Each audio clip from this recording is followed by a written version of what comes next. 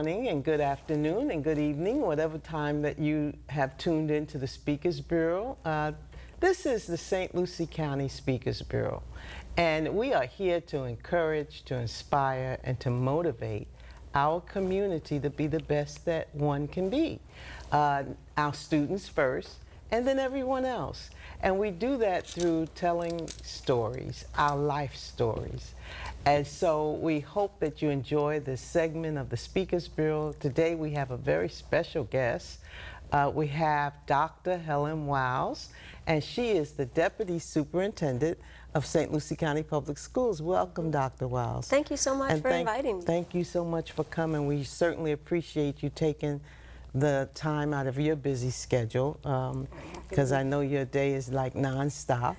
And so would you start out telling us what it is that you do, some of the duties and responsibilities here? Sure. Well, first of all, thank you so much for having me. I'm the Deputy Superintendent, as you said, and this is my first year as Deputy Superintendent. Prior to that, I was the Chief Academic Officer for a long time. And I oversee several departments that help to serve our schools and ultimately our students and our teachers. And those departments include student assignment, all of the Office of Teaching and Learning, which is curriculum, professional learning, as well as federal programs and grants, career technical education, also the Human Resource Department, HR, assessment and accountability, and then a very large department, Student Services and ESE. So all of those departments, and then I work with the school principals and counselors and teachers. Extremely busy. Forth. You wear a lot of hats. Yes. How long have you been with us here in St. Lucie County Public Schools? Yes, I am proud to say I've been in St. Lucie since 1988. Okay. A long time. In the county. What about in the district? In the school district since 1989. Oh, wow. Yes. Okay, that is a long time. My entire career has been coming up through St. Lucie Public Schools. Can you give us some background? Your education, you mentioned, what was some of the other things you did outside of district work? Okay. Yes, I actually am from upstate New York, and I moved here in 1988 after graduating from State University of New York in Albany, New York, and then moved here and went to Florida Atlantic University, worked on my master's in counselor education, and I did that while I was working in different roles in St. Lucie Public Schools. So I started as a substitute teacher at Fort Pierce Central High School. I was hooked, absolutely loved it, and did that while I was working on my master's, and then I moved to Windmill Point Elementary as a school counselor. And then I was asked to go back to Fort Pierce Central and run a new teen parenting program that had opened at that time. And I served as the classroom teacher, the counselor, the dean, coordinated the daycare center for the babies. So it was a very unique role in dropout prevention. And then I became a regular high school counselor at Central before moving to Dan McCarty Middle School as assistant principal. So during that time, I went and got my specialist degree in ed leadership, working towards my doctorate. Started at Dan McCarty as assistant principal, and then opened Centennial High School with James Sullivan. So before you go on, how long did it take for you to, from the beginning to the point of becoming an AP? 6 years. Okay. Yes, I was in the system for 6 years, not including the substitute year, so 7 years, as a teacher and a counselor. And then simultaneously worked on that degree. And then actually, those of you that have been around in St. Lucie for a long time probably remember when Southern Oaks Middle School opened. Yes. That was the year I became an assistant principal. The entire faculty and staff at Dan McCarty was moved to Southern Oaks. And we reconstituted all of Dan McCarty, and I was part of that new regime that came in, new teachers, new principal. It was a very exciting time. Now, you've done this type of work for a long time. Is this something you always wanted to do, or did you think of as a child that you might want to become a teacher or a counselor? Or how did that unfold, and how did you get to this point of doing what you're doing? Yeah. Not at all. It was not something I always wanted to do. I have no educators in my family. You know, I've got a very unique story. Neither of my parents graduated from high school. So I did not have that pathway. I actually was very interested in criminal justice, psychology, sociology. I wanted to be I'm everything. a psychology person, so yeah. Yeah. I wanted to be everything from a prison guard to an attorney. I wanted to be in the FBI. So my bachelor's is actually in criminal justice with a heavy emphasis on psychology and sociology. And when I moved to Florida, just had relocated right here to Fort Pierce, and there wasn't a law school close enough. And so I went to school for counseling, which was my second love, law and psychology. And that's when I got into counseling and actually started substitute teaching. My husband was a teacher at Central. Okay. Started substitute teaching as a job to do while I was going to college. But I just fell in love with it. Fell in love with the students, everything about it, the community. And I was a cheerleading coach, and I just loved being around the students of all ages. Didn't matter if it was Windmill Point Elementary or Fort Pierce Central High School. How did you end up here in St. Lucie County? Oh, my husband, fiance at the time, his parents had retired down here in Fort Pierce, came for a visit, went out on the river. Just the area was so beautiful, and so we just made the decision to move down here. No plan, no job, and just landed here in this beautiful community, and that turned into Well, we are so a lifetime. glad that you did come here.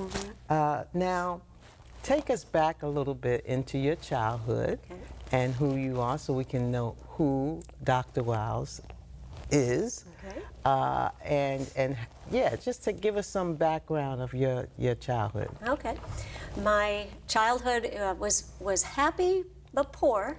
I grew up in upstate New York, like I said, Glens Falls, New York, near the Adirondack Mountains. And I have one sister.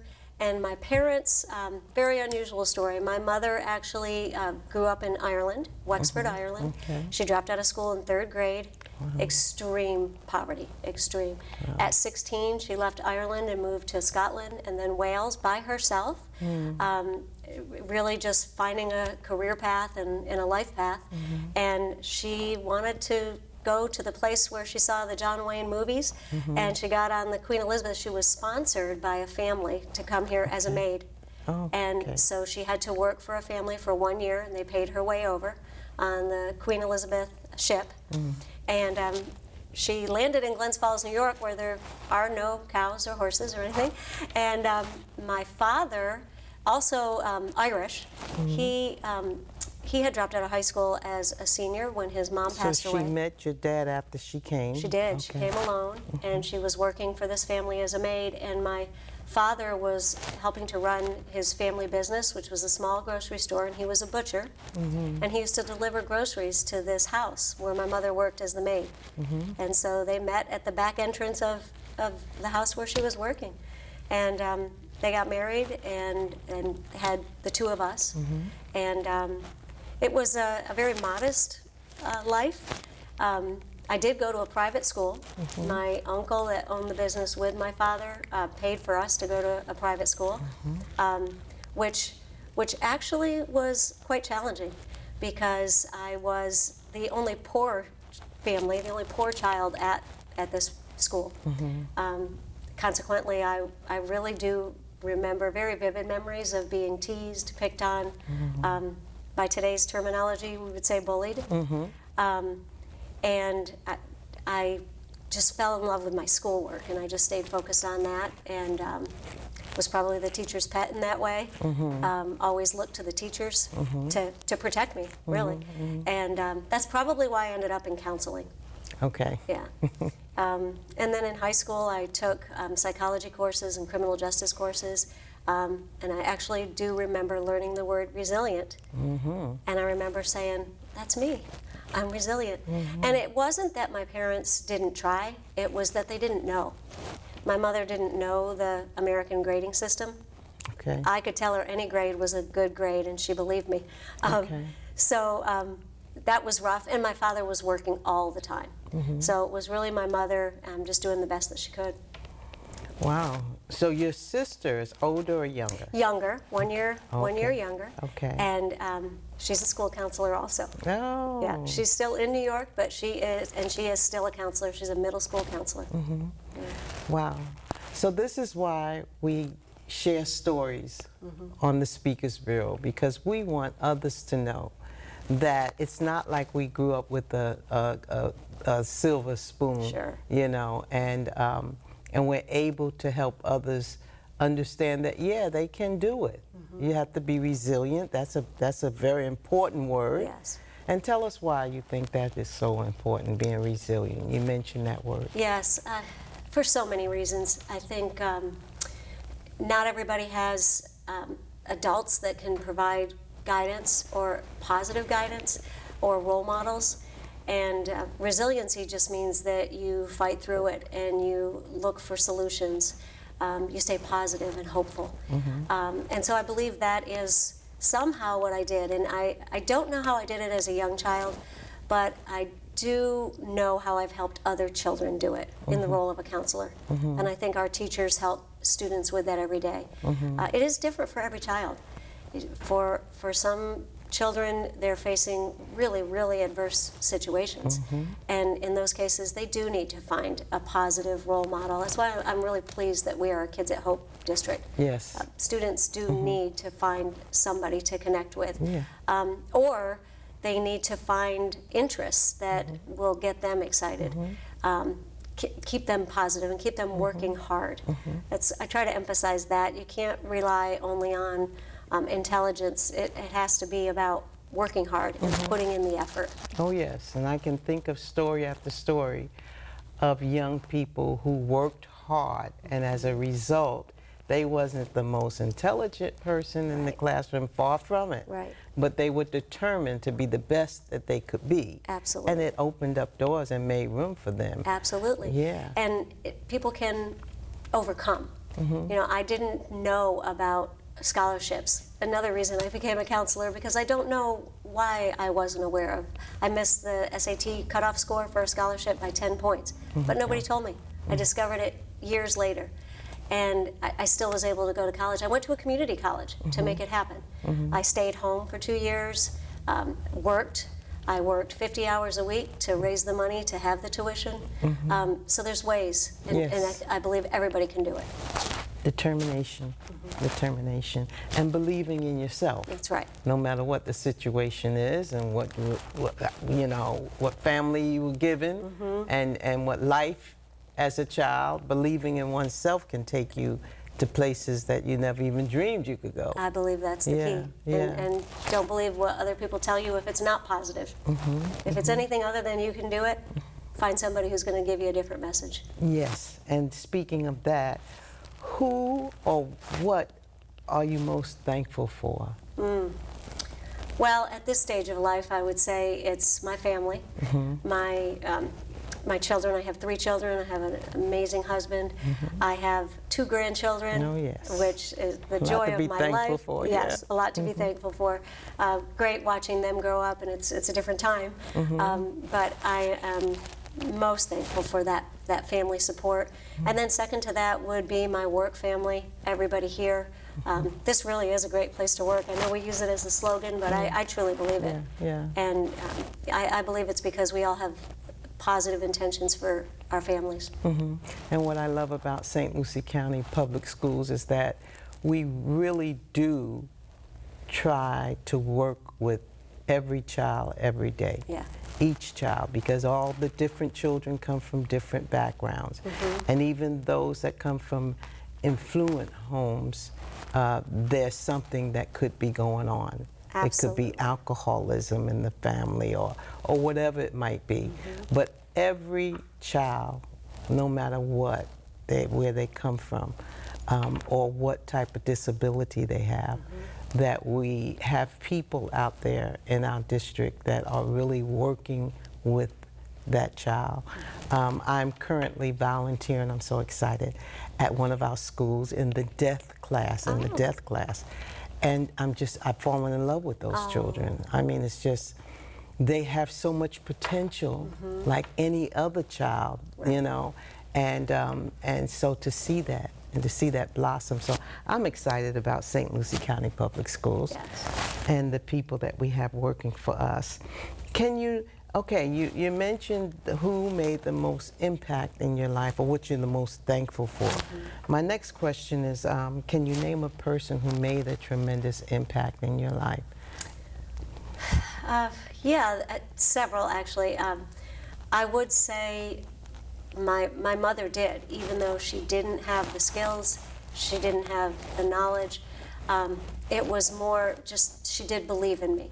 You know, I will say that. Very, very loving and That's key. yeah, and watching how brave she was to come by herself and take that path. You know, that could not have been easy, and the uncertainty that she faced. I think that just gave me a lot of bravery. You know, and she gave me something to look up for. She didn't know it. She didn't articulate that, but I saw it. Yes. And so I've held on to that. And there's something so important about the message of love. Yes. And if a child, whether the parent is educated or not, Right. it's about, do you care? And that's the same thing with the teachers. I have a grandson that I just thought about when he was 3, and he was in my preschool at the time. He would never go outside with the teacher. He wanted to stay up under grandma, right? Yes. But we learned as he got comfortable with with the teacher particularly, not the other children, because he would play with them. But one day we finally got him to go outside, and right before he went out with the teacher, he looked up at her, 3 years old, he says, "Do you like me?" And so she's, "Oh, of course, of course." And that just gave him this releasement, you know, and what he was looking for was love and Yes. protection and knowing that he was with someone. You mentioned that even as you were growing up, you became kind of like the teacher's pet because you Yes. knew they were going to protect you.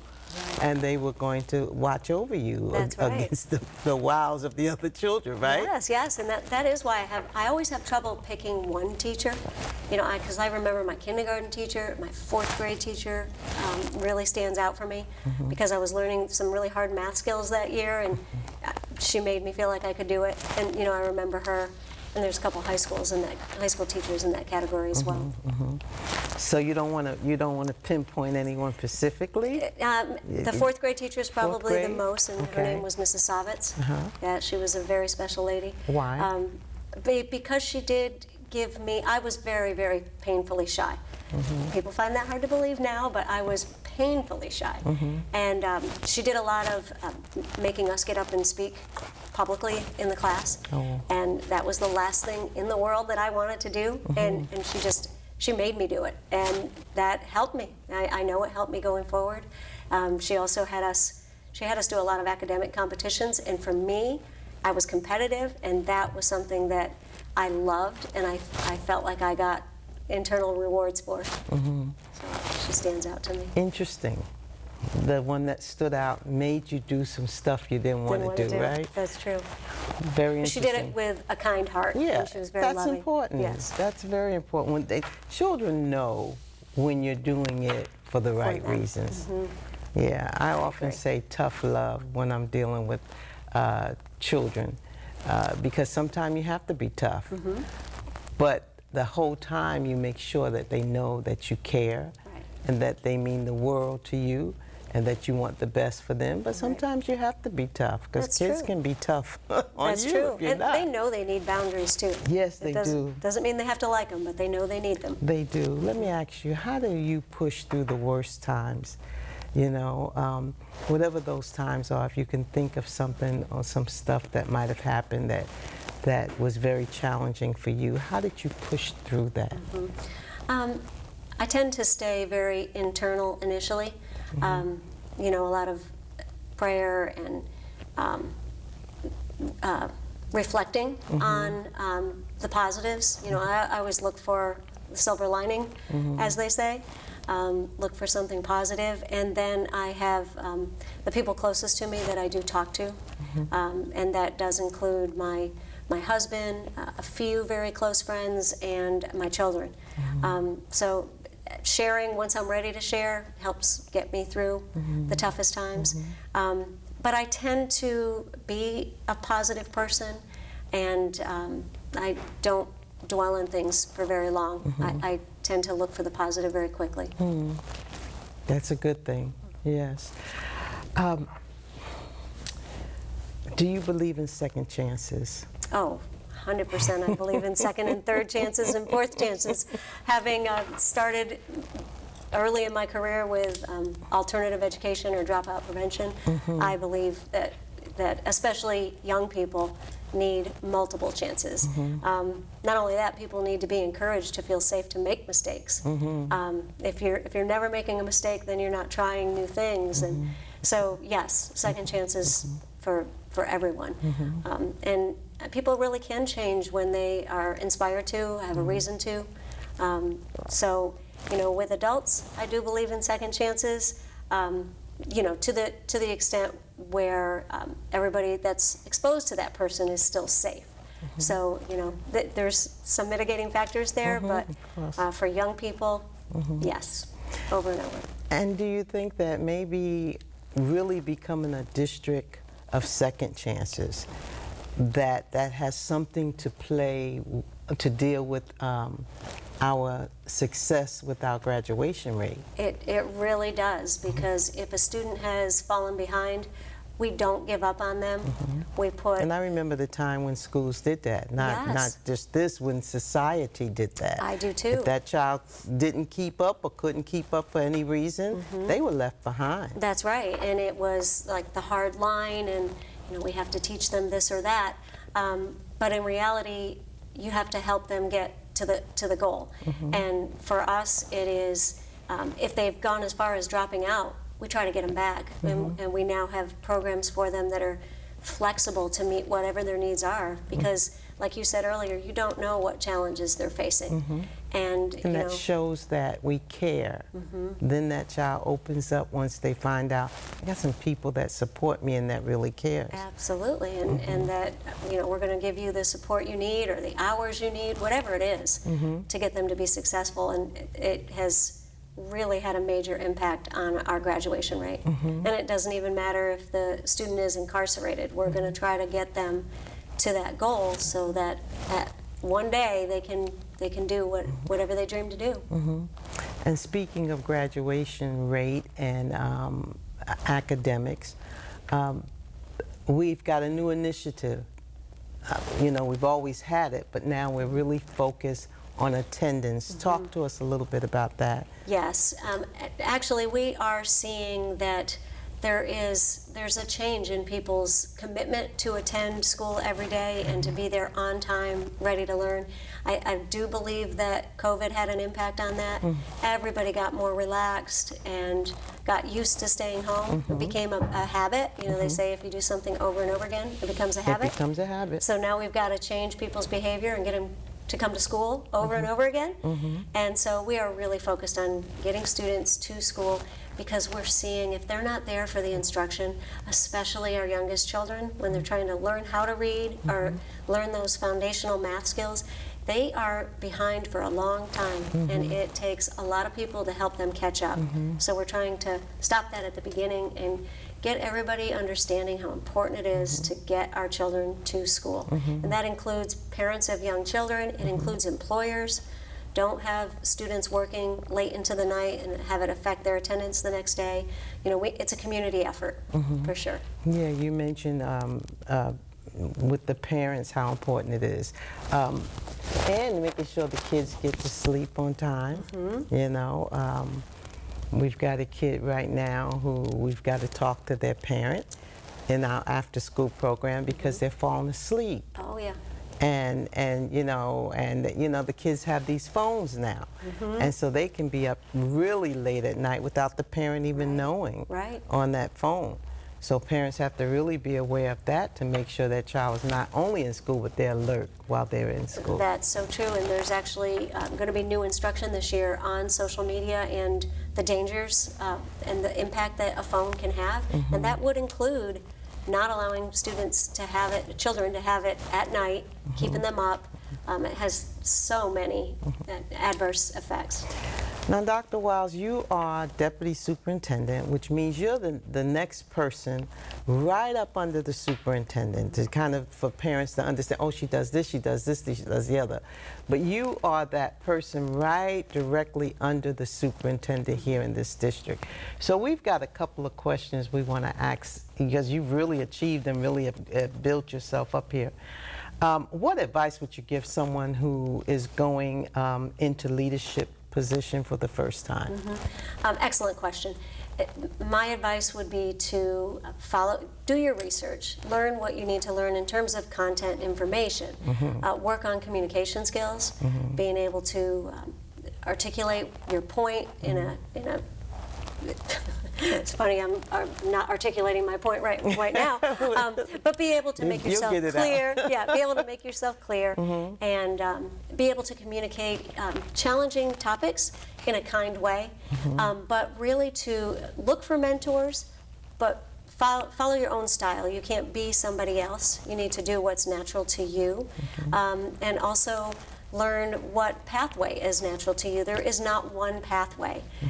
You can find leadership roles as an instructional coach, as an athletic coach, as a counselor, as a dean. I had people tell me that counselor was not the right path, and I disagreed with that. Back then it was dean was the only path. I don't believe that. Any path where you learn more about your organization and have an impact on people outside of the classroom, you need to take those roles to learn how to be a leader and how to support our teachers and our families. And our last question for today, I think, is what are you doing to ensure your own personal growth and development? Excellent question. I like to read all the time. I read, I listen to podcasts, I listen to books. I don't really waste the commute that I have to work every day. I'm always listening to either professional literature or personal, because I think reading helps in every aspect of life. I attend conferences. I stay very informed. I read legislation. I talk to other district leaders. I really try to do a lot of extra homework to stay current and to stay ahead of new challenges as they're coming. And you were very informative with us as a board, as a school board, just the last board meeting with the legislation, the new laws and regulations that's come to part. And I appreciate that. One more question. Okay. What's your favorite book? Oh, my favorite book was probably The Kite Runner. Okay. Because it was kind of the first of that genre, and it does talk a lot about challenges, other cultures. And at the time I was a high school principal when I read that book, and I felt that it was just such a powerful book for young people to learn about, to not be so centric into our own world and our own country and our own challenges, that everybody has unique stories and unique challenges. And it just started me on a path of reading a lot of books that opened my mind. Yeah, that's so important that our minds be open. Yes. Because even though we have challenges here in our country, when you see the challenges of others in other countries, even it helps you to appreciate what you actually have. So books can take you all over the world, and you never have to leave your couch. Yes, and that was my favorite novel, not professional book. Well, thank you so much for coming and taking your busy time out and being willing to share with us and be so open. We appreciate that today, and hopefully we can have you come back at some time. We appreciate that again. Dr. Wiles, you have been a very special person here for St. Lucie County Public Schools. Thank you so much for your work and your labor and your love toward our students. Thank you. I appreciate that. Okay.